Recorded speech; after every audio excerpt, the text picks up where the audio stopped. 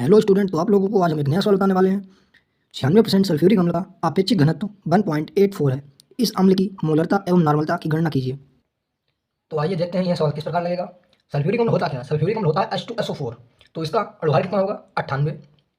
इसमें इसका भार जो दिया गया है वो 100 ग्राम जल में 96 ग्राम है, क्योंकि यहाँ पर कोष्टक में द्रव्यमान बटे द्रव्यमान लिखा है।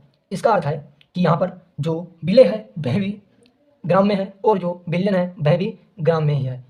और आगे यहाँ पे लिखा है कि 96% सल्फ्यूरिक अम्ल, अर्थात परसेंट का अर्थ यहाँ पे यह होता है कि 100 ग्राम में 96 ग्राम सल्फ्यूरिक अम्ल है। अर्थात हम यह कह सकते हैं कि यहाँ पर 100 ग्राम विलयन में 96 ग्राम विलेय है।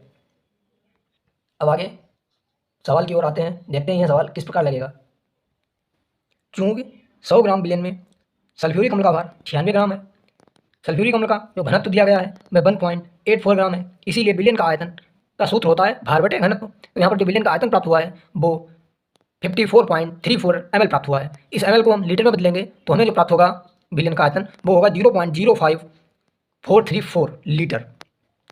अब विलयन की हमें मोलरता ज्ञात करनी है, इसीलिए विलयन की मोलरता बराबर विलेय के मोलों की संख्या बटे विलयन का लीटर में आयतन। अब विलेय के मोलों की संख्या को हम भार बटे अणुभार में लिख सकते हैं, इसीलिए यहाँ पे भार बटे अणुभार बटे आयतन, तो 96 बटे 98 बटे 0.0543। तो इसको सोल्व करने पर विलयन की जो मोलरता है वह आएगी 18.03। देख सकते हैं कि मोलरता हमें ज्ञात हो चुकी है और नॉर्मलता की भी गणना करनी है। तो अब हम नॉर्मलता को देखेंगे। तो नॉर्मलता का हमें एक सूत्र पता है कि नॉर्मलता बराबर मोलरता गुणे अम्लीयता या क्षारीयता। तो इस सूत्र की सहायता से हम इसकी नॉर्मलता को ज्ञात करेंगे।